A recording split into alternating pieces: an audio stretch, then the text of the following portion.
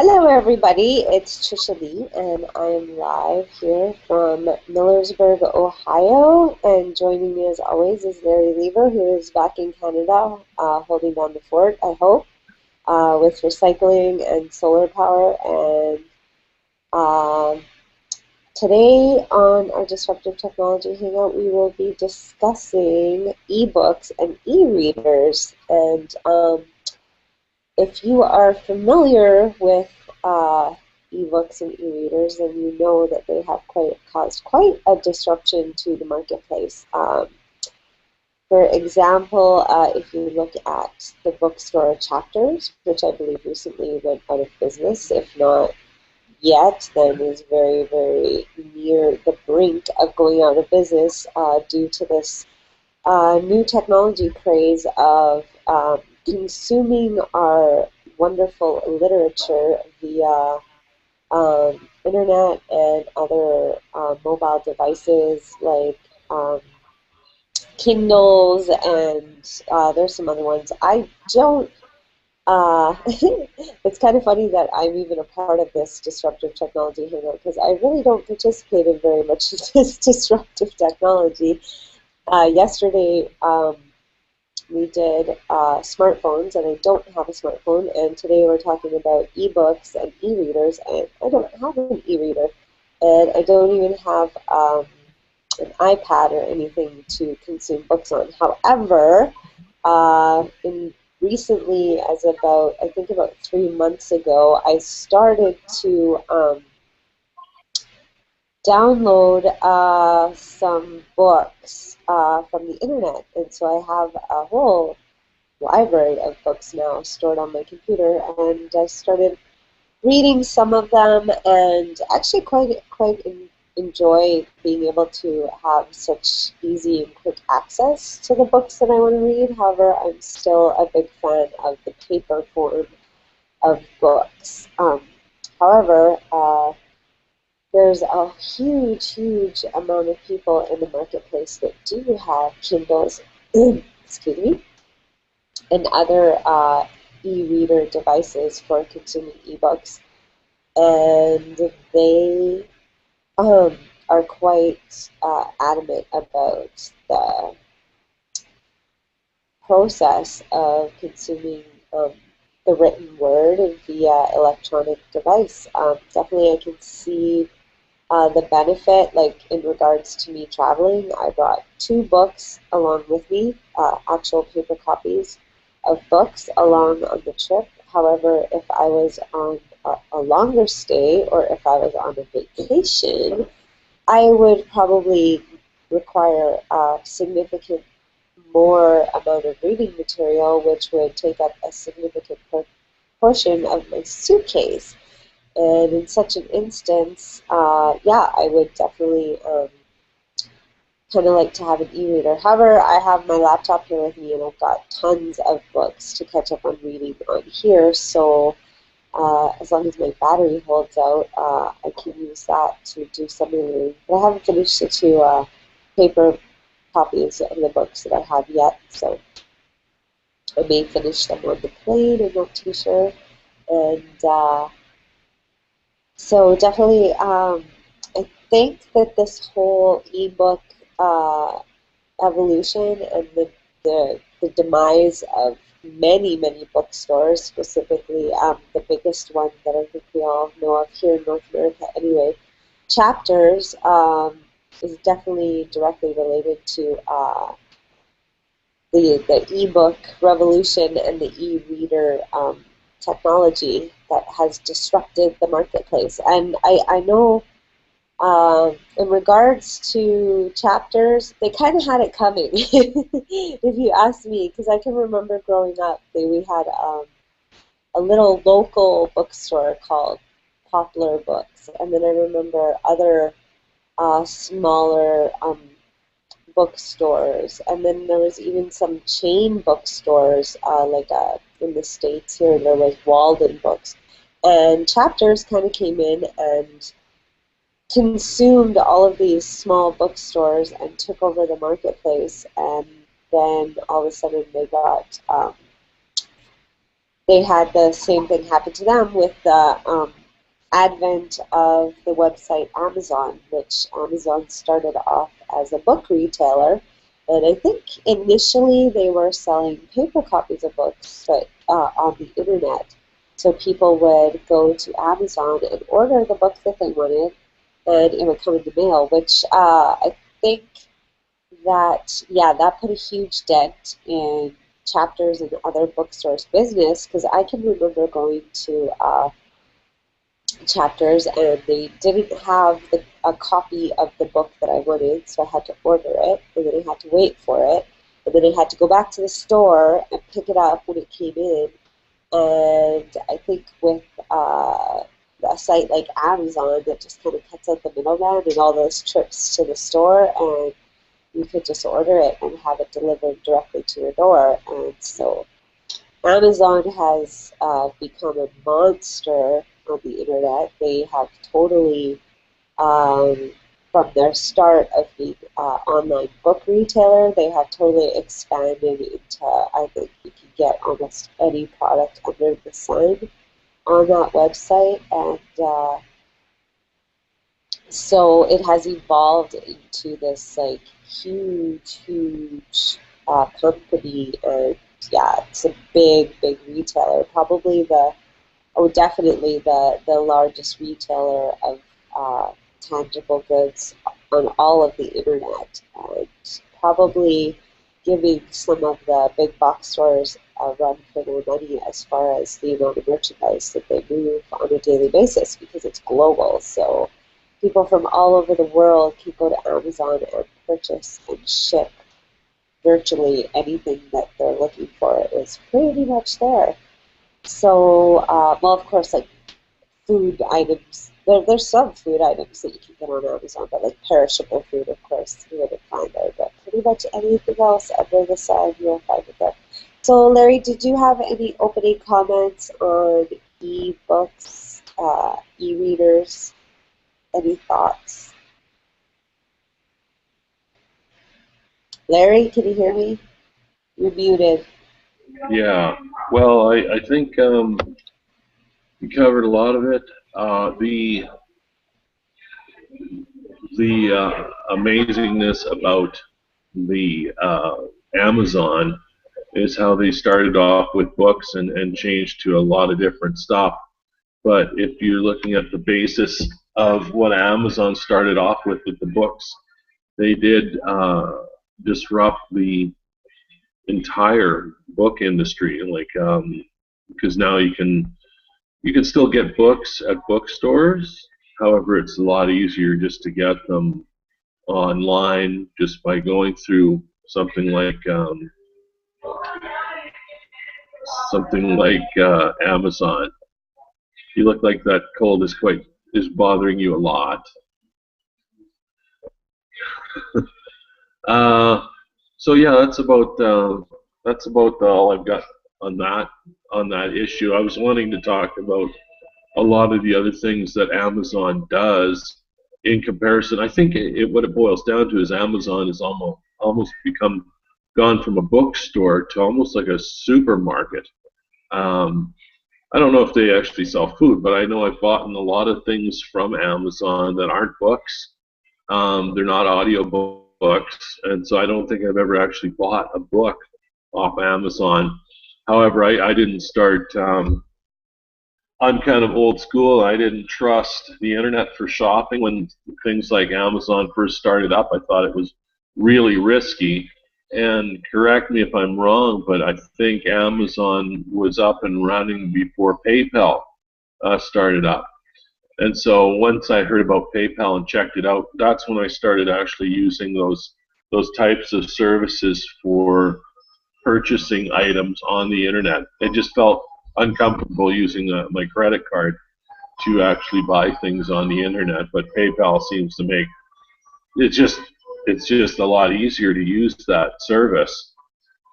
Thank you, Elon Musk. I think he opened up the door for a lot of business for companies like Amazon and eBay, and I think both those companies use them quite extensively. They have a pretty tight agreement with PayPal. So yeah, it's I don't know if people actually when they can you actually buy a book on Amazon and actually read it online? Definitely, yeah, that's most of the books I believe that are sold right now are electronic form books. They, I think there's even some books that are only available as ebooks. They don't even uh, print or publish some of the books that I know of. So um, it's a huge marketplace, and it's almost a little ridiculous now because people can literally, you can just get on a Word document and pump out 100 pages, and then they have websites that will design you a virtual cover for your book, and then you slap it up there on Amazon, and you have an ebook, and you're a self-published author. So for writers out there, there's no need to shop around for a publisher to print your material, because you can just publish an ebook and put it up there on Amazon, and if it's not good, probably not that many people will buy it, but it's definitely opened up a lot of doors for writers as far as in the past you hear lots of stories of best-selling authors that really struggled to get a publisher to bring their product, their book to the marketplace, and now there's not that ability. So it's a really good thing for authors in a way, but then for consumers, I don't know if it's such a good thing because there can be a lot of junk that people publish and put as an ebook and people buy it, and then it turns out not to be really high quality because there's not necessarily even any editing going on to some of these ebooks and stuff, so it could be fraught with grammar issues and or bad spelling, or who knows, right? I haven't like I said, I'm a proponent of the paper book, so I haven't really purchased any books myself online. I've downloaded a ton of books. For some reason, there's all these free books available out there that people pass around on the social media websites, and I've accessed a bunch of them that way. But I just wanted to touch on something you said because it's kind of funny because normally I have audio audio training, and I have my language lessons that I listen to in my car. But because I have a rental car right now while I'm in Ohio, I had it on the radio, and you were talking about how when Amazon and eBay first came on the internet, you didn't want to go there and buy anything because you didn't feel that it was secure. Well, apparently I was listening to the radio in the rental car, and just happened to hear I just happened to hear this for some reason or another, but there was like over 1 billion usernames and passwords stole hacked from the internet by the Russian mafia. It was like this news clip that they had on the radio, and I'm like, that's crazy. So they didn't specify where the passwords and usernames were coming from, but I know in the past there has been cases of like the credit card companies having their websites hacked and people's information getting into the hands of criminals. So yeah, it's a little bit of it's interesting. It's hard to say where it will go, but yeah, definitely.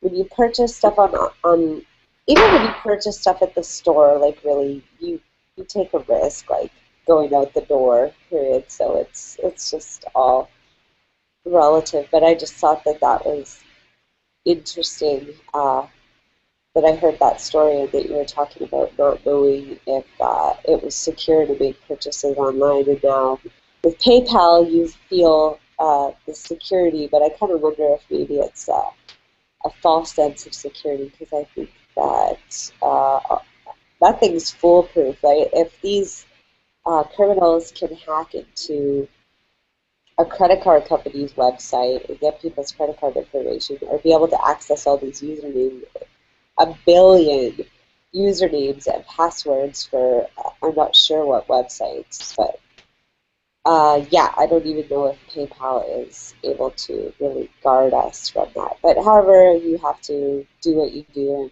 and you have to take risks in life, or you're not really living it. So that's neither here nor there. But There's with a way to get people's confidential information. You can whack them over the back of the head and take their yeah, wallet. exactly. So even if The you were old going school. to the bookstore and buying your book, something like that could still happen, right? But so yeah, definitely. I know that there's still quite a market for used books. Like, from what I've seen, Chapters is no more, as far as I know.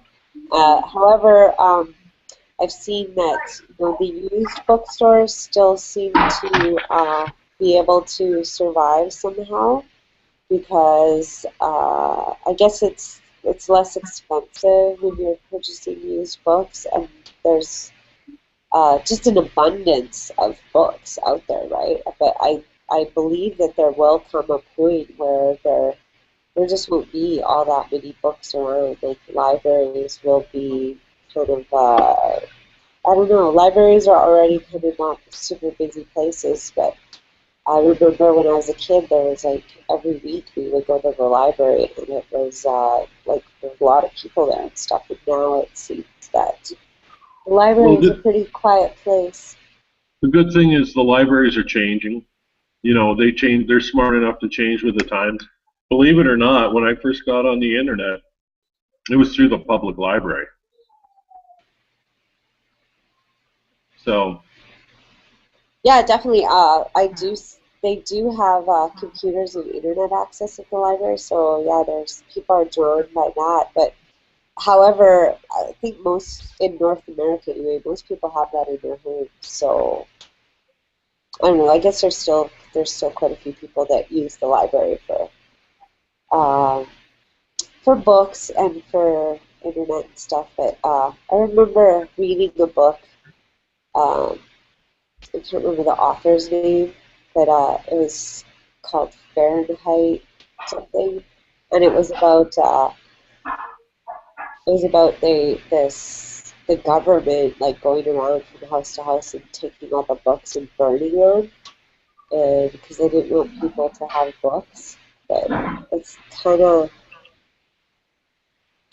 reminds me of that a little bit, that the books are kind of, but it's not like forced. It's like people have chosen to like leave paper books behind and opt for these e-readers. And then I don't know, I think the younger generation, I don't know that they even read very much at all, because when you see some of the younger people that are writing on like I see a lot on the internet, and like they don't understand punctuation or grammar or phonics or spelling. So I know they're still teaching that in the schools, but I think a lot of it's in one ear, out the other. And then with this texting that goes on all the time, there's a kind of a slang to that. There's a total abandonment of actual structure to the communication that goes on uh, with people texting. And then even in the Facebook posts, there's a lot of the spelling and grammar just doesn't turn the young people on. So well, that's no big surprise.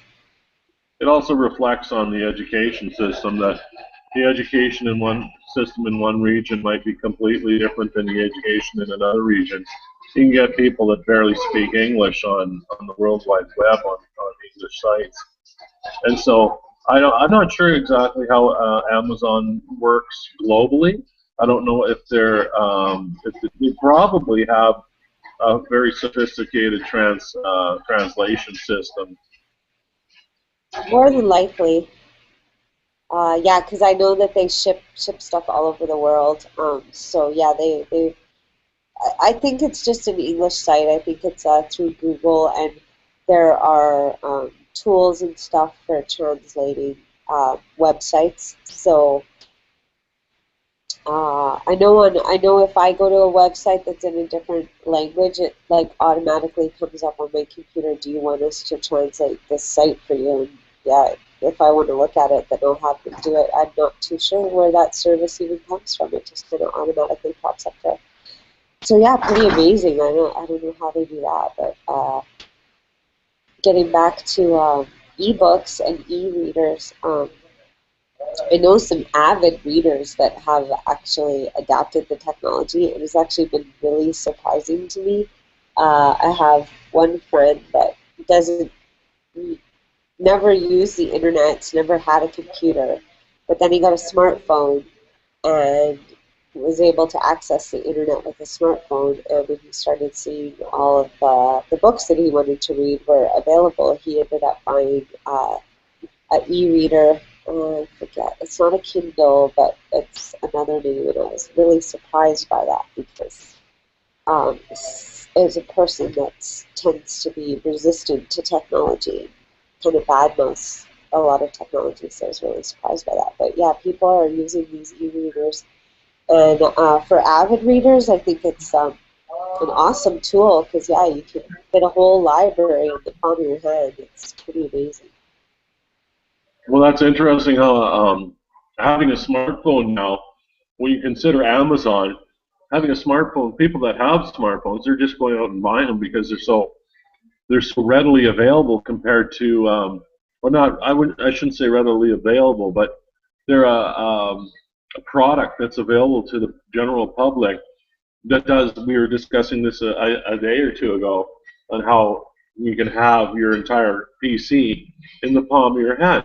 So most people that had cell phones, they got cell phones because it's the way everybody was going. I don't think there's too many landlines out there. However, I don't um, I don't think people had uh, PCs or laptops as much as they have had cell phones. Do you know what I mean? Yeah, definitely. I know more than one example of people that never had a computer that were actually badmouthed the internet, and then they got a smartphone, and they're like, now it's the greatest thing ever.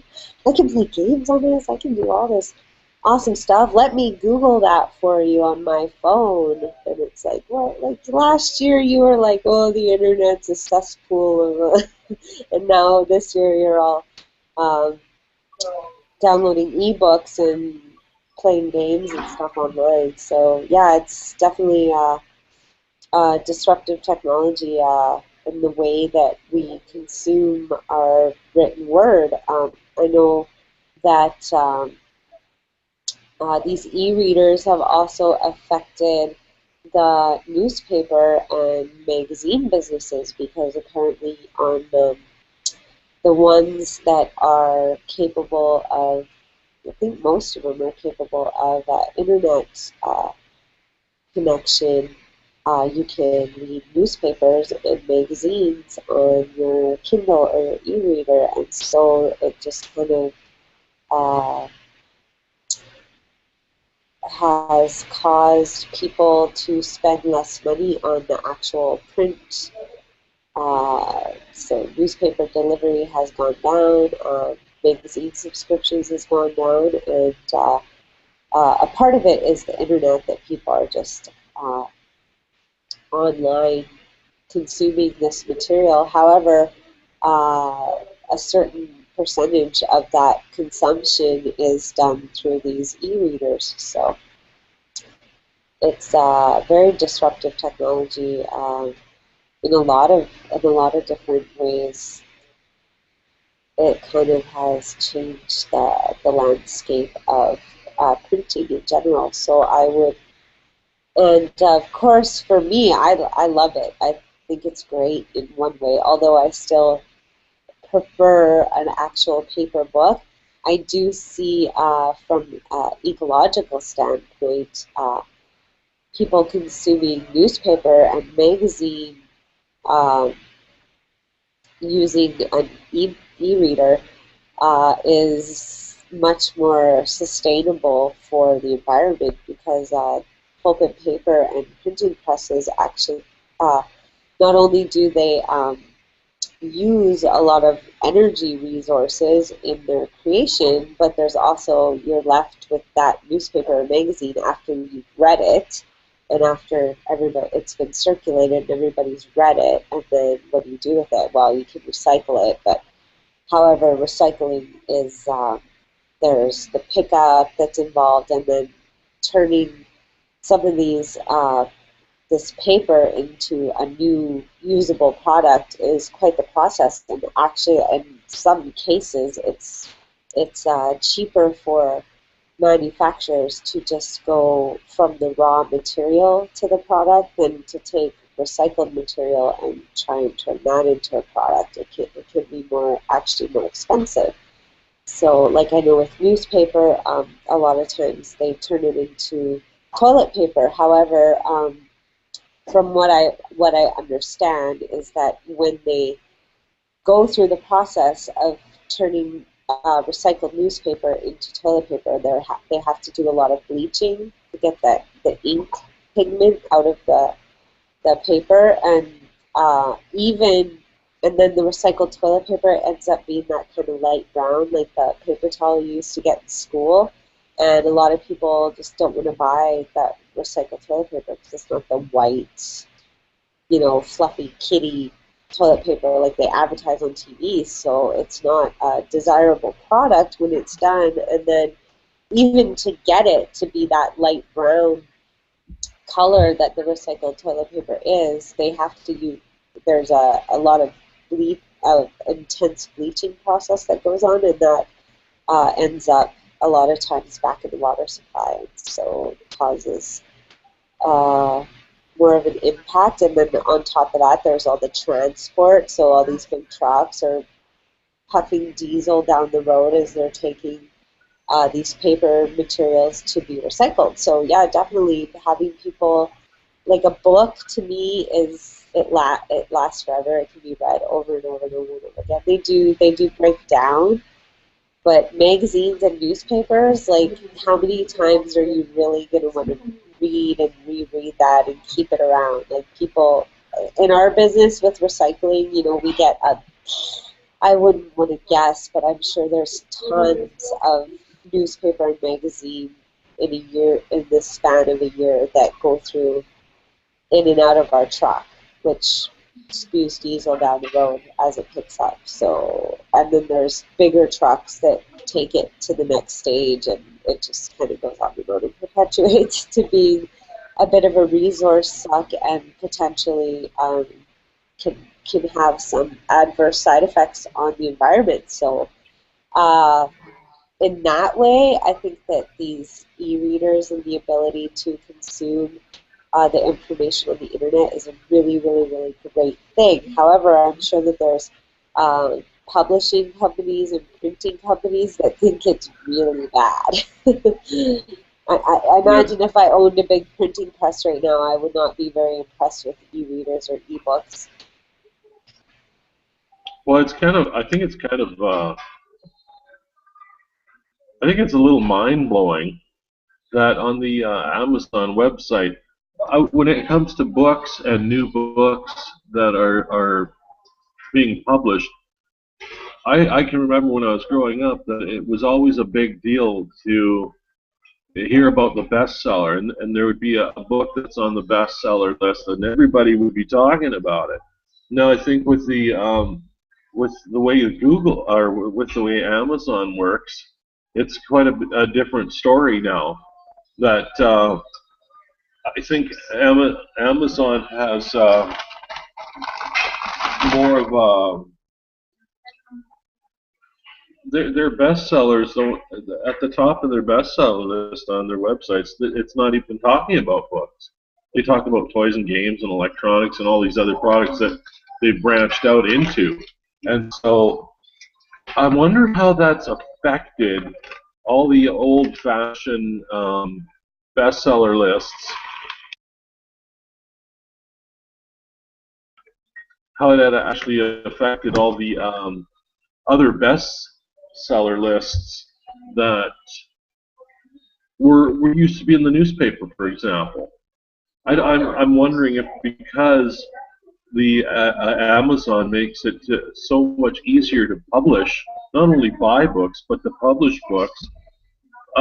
Books that are not published are probably not considered in some of the other bestseller lists. For example, like a chapter is because why? It wouldn't exist that chapter, so how could it get on the bestseller list?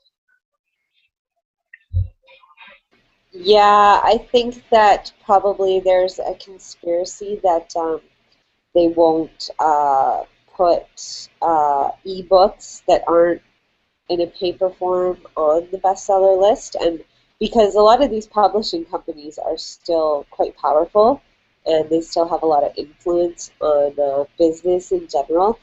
So yeah, if you just put out an ebook on Amazon, I'm sure that there's all kinds of other websites that rank books that do include ebooks, but like say like the New York Times bestseller list, they're probably not going to add anything to their list that isn't coming from an actual printing press and actual published in a paper copy.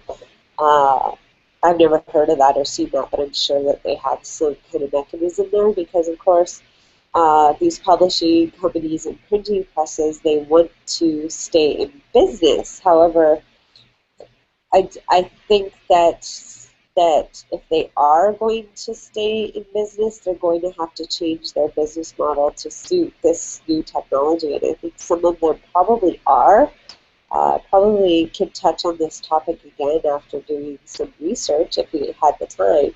Uh, However, we tend to focus on our own disruptive technology that we're putting together, and then once that's in the marketplace, then we can come back to some of these topics and actually do some research, or maybe in the sooner future we can get some people to join us on the Hangout that actually have some expertise or some knowledge in these specific areas, because our expertise is in our business, but we just want to have this hangout in order to provide a platform for other people that are also have disruptive technologies, and so we could possibly have another hangout in this on this subject and have maybe some authors of ebooks or maybe some representatives from the printing or publishing companies to tell us how they're dealing with the disruption that their companies are facing because of this technology. I think it's also good to note, like we've been talking mainly about the books with Amazon and how they something that comes to mind when I think of Amazon now is how it's just been recent that you can look at things on Amazon on your smartphone or anything else for that matter on the internet with a smartphone. I think when people go shopping in stores, this is kind of a new trend that started happening is when they find something in a store that they want, they can check on it with their smartphone and find a similar item. I think 9 times out of 10, they find that item on Amazon and show it to the cashier or whatever and say, I can get this on Amazon for this amount. And it is, I've found when buying stuff on Amazon that it's not as it's a little less expensive than most stores. In fact, anything that I think I've bought on Amazon is cheaper or less expensive than anything you'd find in a store. However, if you go one step further, the next company that came up right after Amazon was eBay. Well, a lot of these same products also sell on eBay, so it's a very not only is Amazon a disruptive technology in that regard, but you can actually shop all the way to the manufacturer. Because I've noticed that some things on Amazon are also on eBay, but there's also a way to contact the original seller, and usually the original seller is actually selling it for less than eBay or Amazon. Now, how that happens is beyond me. Like, It's it's uh it's almost, it's via affiliates because what yeah. happens is like a company like let's say Walmart because Walmart has an affiliate program. People don't know that, but let's say Walmart they have all their products that's in their store. Well, all those same products are available at Walmart.com. So I can go to Walmart.com and I can sign up as an affiliate, and I can take any product that Walmart has for sale, and I can offer it on a site like Amazon. Like you can set up an account and sell whatever you want there. And because Amazon doesn't really sell stuff anymore, they have affiliates that sell stuff. So if you're an affiliate of another company's product, you post that on Amazon, and then it gets marked up so that as the affiliate that's advertising and marketing the product, you get a piece of the action. So with uh,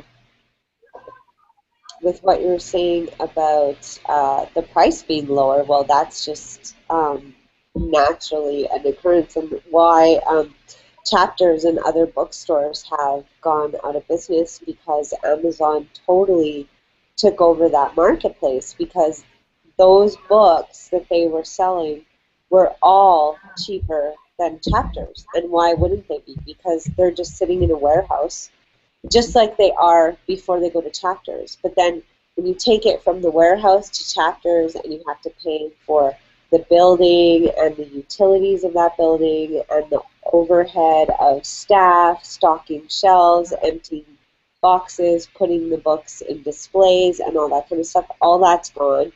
And all they have to do is take the book out of the from the warehouse and put it in a package and ship it to you. So they were able to Chapters sell. isn't out of business, is it? I do believe that they have gone chapter Well, 11. If not, I they know will soon. they've closed some stores, but I don't think they went out of business. Well, maybe not, but they closed a significant amount of stores. They did. I'm pretty confident that they will probably go the way of Blockbuster in the very near future. Yeah, it is sad to see how quickly, if you think of a company like Ford, automobiles, they've gone through so much over what are they, 100-year-old company now, and now we see companies that are super new, super different, and boom, they come up and they change they have a disruptive thing. Like we could talk about chapters on how it was disruptive before Amazon, because I know when chapters came out, all these little mom and pop bookstores were all crying their eyes out because they were saying, well, these guys are like a superstore for books and blah blah blah. And I can remember that happening. I'm not that old. Like, and I'm sure a lot of other people go, what? Well, how did that happen in such a short amount of time? And it seems like, although Google, or sorry, not Google, but Amazon is a disruptive technology, or a disruptive entity, how long before it becomes obsolete? Well, it won't as long as it is competitive in the marketplace. Like it is kind of sad from the standpoint of being a business owner or an employee that a bookstore or whatever shuts down and you're out of a job and there's the companies doesn't exist anymore or when that happens. But for the consumer, that's usually a happy thing because it means that we're getting a better product or service at a better price, which is what it boils down to. So Amazon will not go anywhere unless a competitor comes in and they offer a better service at a better price. And if that Well, happens, then yeah, they're history, and that's the market. The market will speak to that every time. So whenever there's any kind of feeling of, oh, that's sad, well, actually, for the owners of that company, yeah, they might shed a tear or two, but for the consumer, it's always a good thing.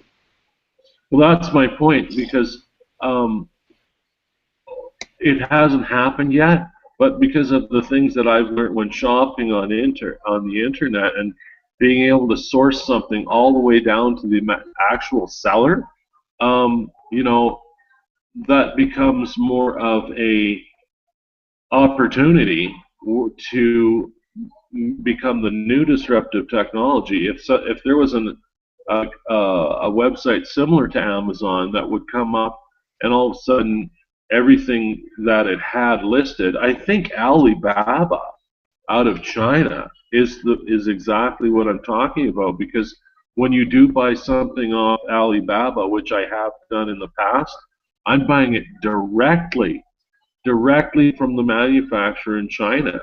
And I notice a lot of these, China has a different way of setting up their companies, because you can talk to one person, but they're representing 10 different companies because they're the only one who speaks English. So it's almost like when you're talking to them on the phone, they have a list of 10 companies in front of them on the table, and they're looking at all these different products that are available in this little group of companies. I have a funny feeling that may start transferring over to North American shoppers. Reason is, I can't remember where I read it, but I think it was from the MIT's Disruptive Technology site, where Definitely. they're talking about a Chinese company that is similar. There's Chinese companies coming out now that are similar to Google. Chinese companies that are coming out that are similar to Amazon. So although these are American-based, I believe they're American-based entities, Google, Amazon, and eBay. They might Definitely. not be. However, they're not. They're definitely not Asian-based companies. And so, being that about 85% of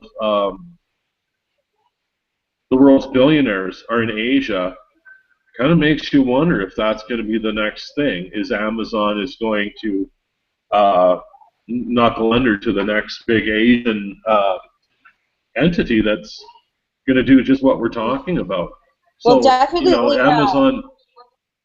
definitely a website like what you're talking about, Alibaba or like Banggood or whatever. Well, they already are taking a share of the market from companies like Amazon. However, where we live in rural Alberta, I can't see anybody that ordering something from a website called Alibaba. They'll have to do a little bit of brand. Uh, they'll have to kind of tailor their brand to the North American market because it's kind of weird. Like definitely, those same people, they're just starting to be like, okay, maybe Amazon, maybe the internet's a good thing. So it'll be a long time before they start shopping from Asian websites. But people like you that are more focused on getting the most bang for their buck and finding the best price and stuff will always find sites like that, and they will get your vote as far as purchasing. So I think uh, there's a lot of thrifty shoppers out there. I don't think I'm unique in that aspect. I mean, no, you, everybody wants absolutely everybody wants the best price. But I'm telling you, where we live, like redneck Albertans are not going to buy anything from a site called Alibaba. Like it's not going to happen.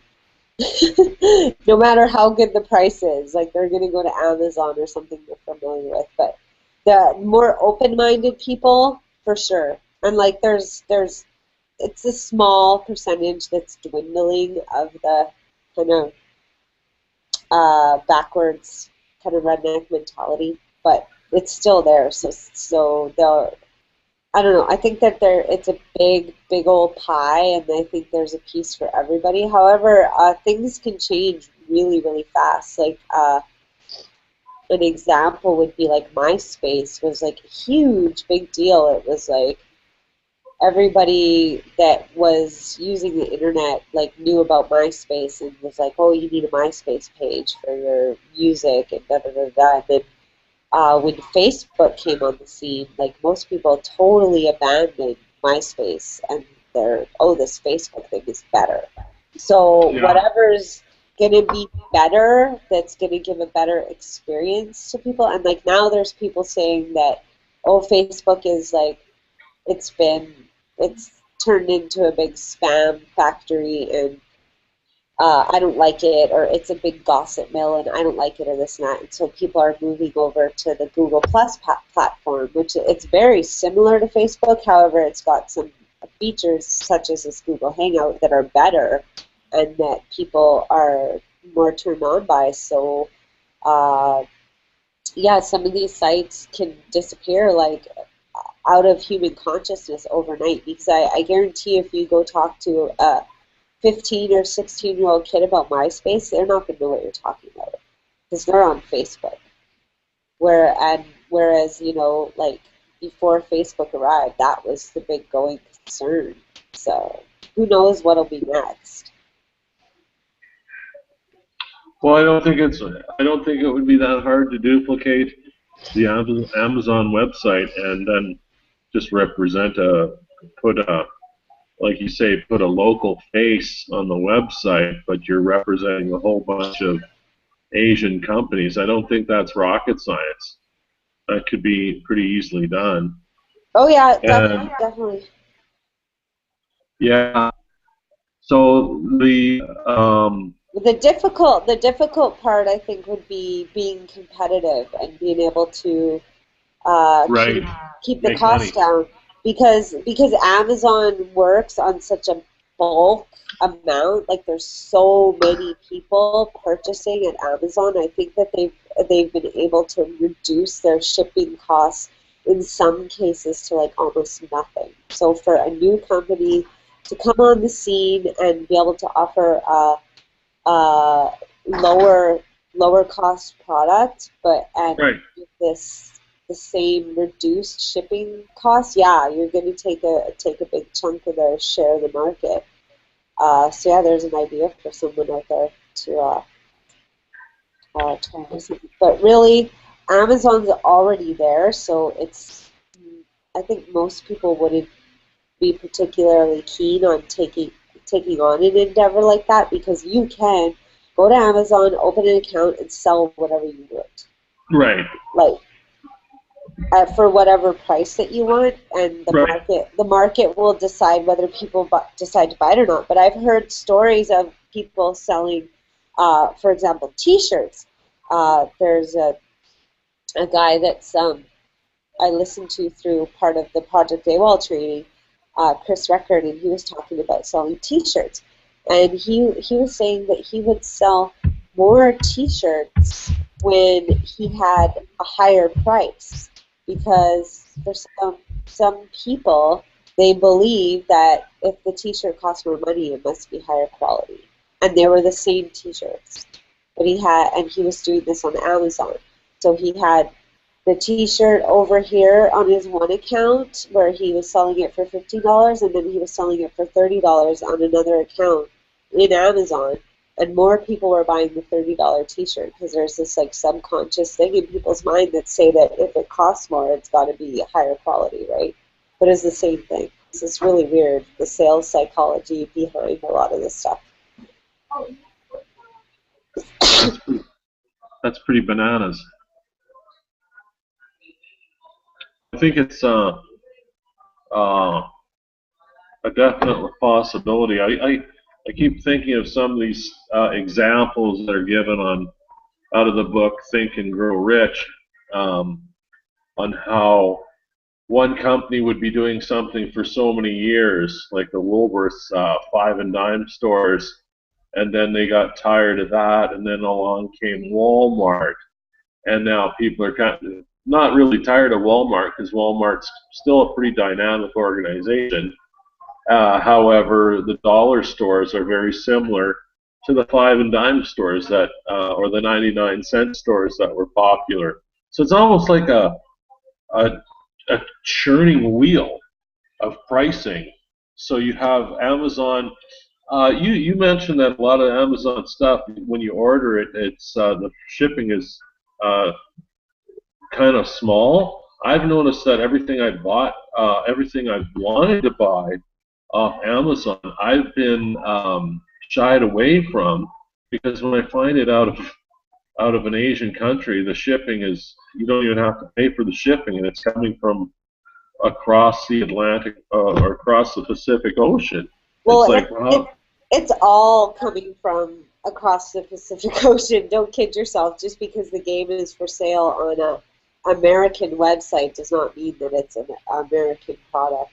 But interesting that you bring that up because where I am right now in Ohio, I'm like surrounded by handcrafted, homemade, like everything. Because I'm here taking a course from an Amish gentleman, and yeah, it's like mind blowing. It's all handcrafted, artisan, everything. It's like this like total throwback to t times gone by. Like there's no, well, I shouldn't say there's no, but other than the gas stations, I have hardly seen franchise at all, and it's really bizarre because even in rural Alberta, there are franchises in almost every small town.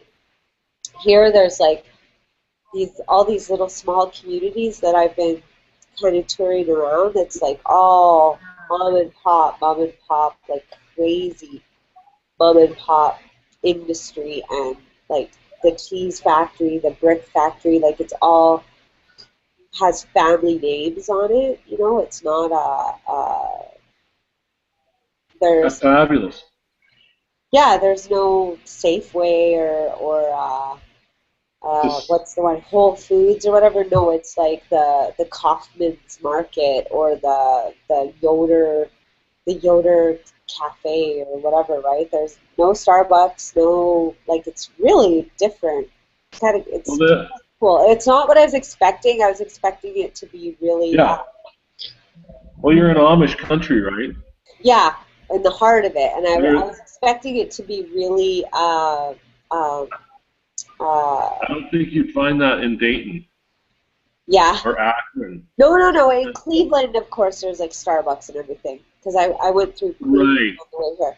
Like, but once you got to this particular area, I'm in Millersburg, but and Millersburg has franchises, but all the little communities outside, it's all every shop pretty much has like a family name on it. It's not there's no Starbucks. It's all little small coffee shops and like it's all family names on all the buildings. They make lots of furniture here. They have their handcrafted wooden furniture, a ton of that. And they have like I don't know. I was expecting it to be a lot less modern. Like I thought that it was going to be like all like no electricity and stuff like that. But no, it's quite modern. And I've even seen people dressed up in the Amish garb that are driving around in cars. So I don't know. I think that, but there's still the buggies. So I think that they're kind of I don't know. It's different. So it's a Like I think sustainable community. They're like Hutterites or Mennonites. kind of, but they're got their own thing going on. I guess they You better speak believe it. Well, German, the but they Amish, have their own version of German. It's kind of yeah, the Amish.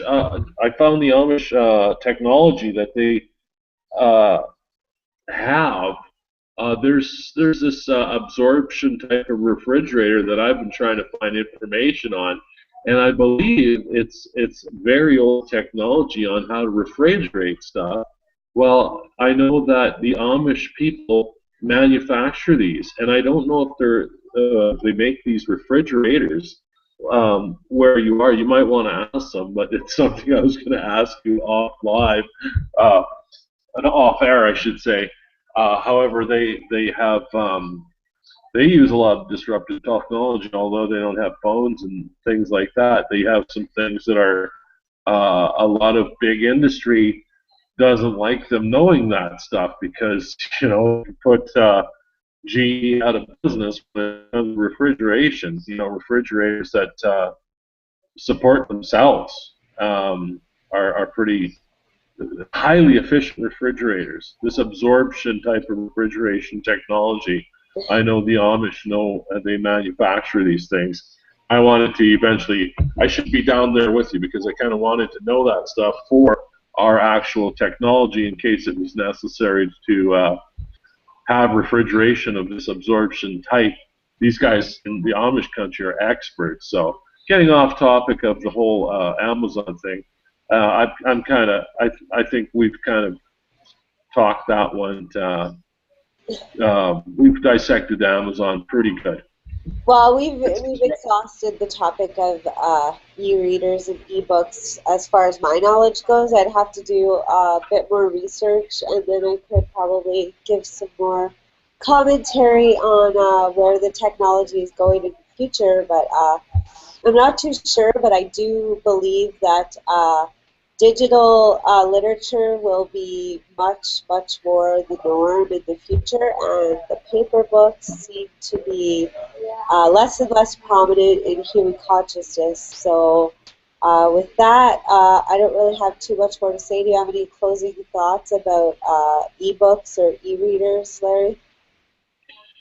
I could make a prediction, but I like to say these hangouts that we do on disruptive technology really are designed to help promote King Sunshine solar systems because we've got disruptive technology that we're bringing to market, and it's hard to fathom that there's something that's coming that can disrupt the photovoltaic industry as well as the solar thermal industry, which we will be discussing in one of our upcoming Google Hangouts. I think it's within the next 4 or 5 days on solar thermal compared to the King Sunshine solar system equipment, the difference between the two. But that, like I was saying, with this Hangout, it's really nice to be able to discuss things and open up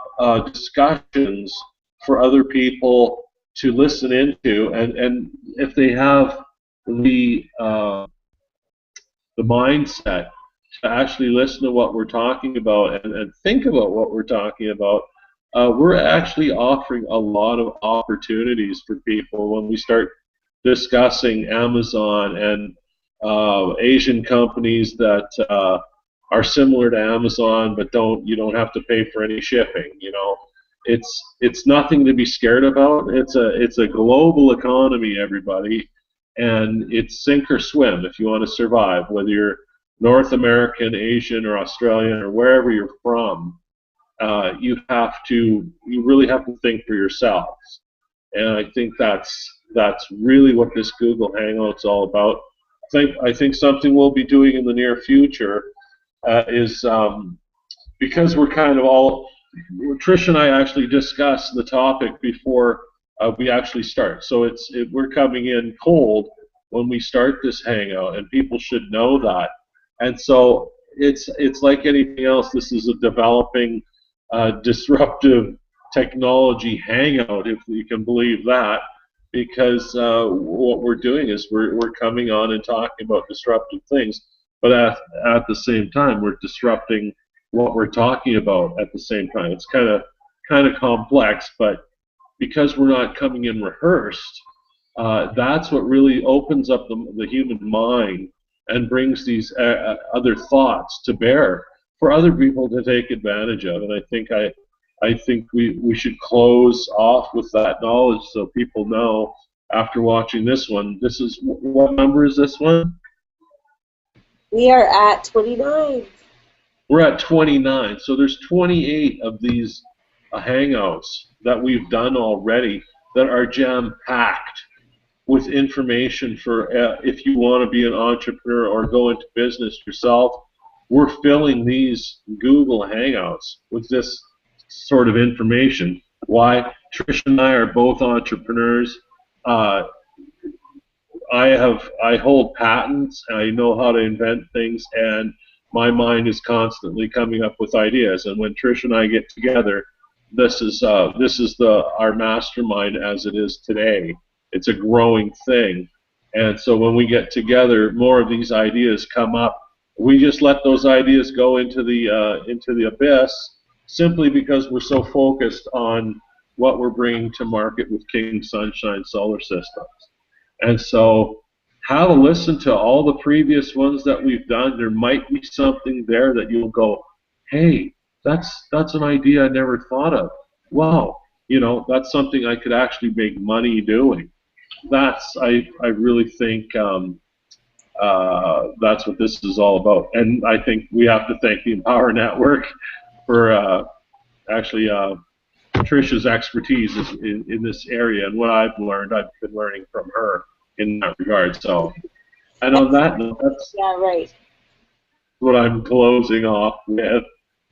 There's still lots more to come, folks, because there's a lot of disruptive technology out there, and we're going to be talking about it. Yeah, so I definitely, this is like become my favorite time of the day is this hangout because in all honesty, Larry and I pretty much suck at everything. Like, we're just not good at a lot of stuff. But the thing, like for Larry, his expertise is definitely inventing. He can create something out of an idea, and all of a sudden, wow, it's an actual thing. And for me, I have skills with horses, but then for both of us, we're also musicians, and so because of that, we have these really creative minds, and we are idea people. So so it's really nice to get together in an environment where we're talking through these ideas and coming up with potential profitable business ideas and stuff just from discussing where the market is in all these different areas. And it just feels really good to, be able to take part in something where I actually am good. There's something good coming out of what we're doing here.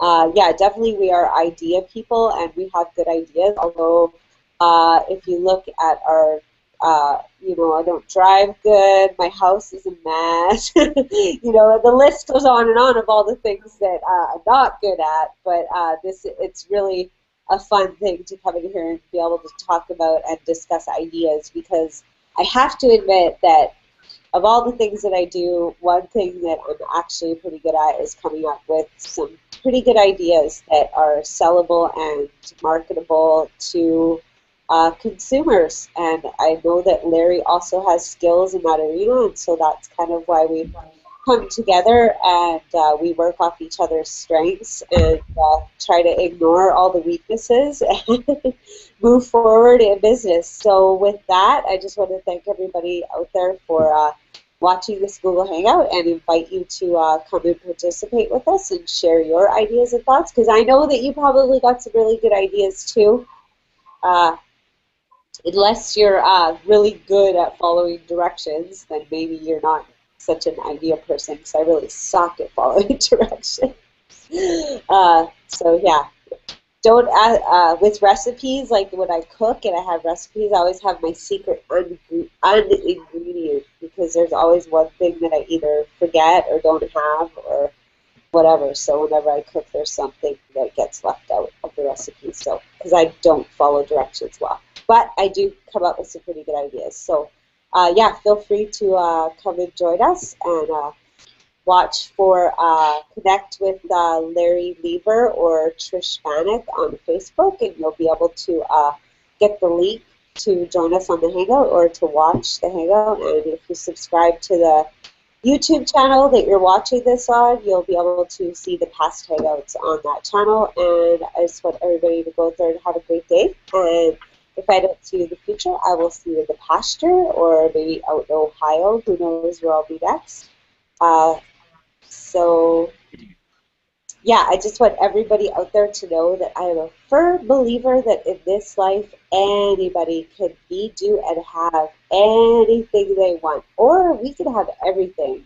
And I'm choosing everything, and I hope you will too, because you can. So go out there, make it a great night, day, morning, wherever you are in the world. And thanks for watching. Bye, everybody. Bye, Larry. Bye.